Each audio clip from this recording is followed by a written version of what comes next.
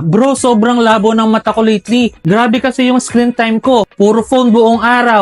Di ko na alam anong gagawin. Uy, careful ka dyan. Kapag kasi din na nagre-reply, hayaan mo na. Pero kidding aside, alam mo, too much screen time can cause what's called digital eye strain.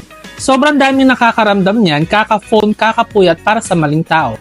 Ganun ba? Akala ko pagod lang ako. Pero worry ko talaga baka lumala pa. Yup, prevention is key bro. Alagaan ang mata para hindi ka aabot sa point na kailangan mo na ng malalaking adjustments. At dagdag ko na rin ha, foods high in antioxidants like glutathione can help protect your eyes from oxidative stress. Oo nga, tama ka. Need ko siguro maging mindful sa paggamit ko ng phone. Oo, kaya dapat mindful tayo. Yung blue light na galing sa phone, tablet at computer, hindi lang nakaka-blur ng vision. It can also mess with your sleep. May simple tip ako para sa'yo. Try mo yung 20-20-20 rule.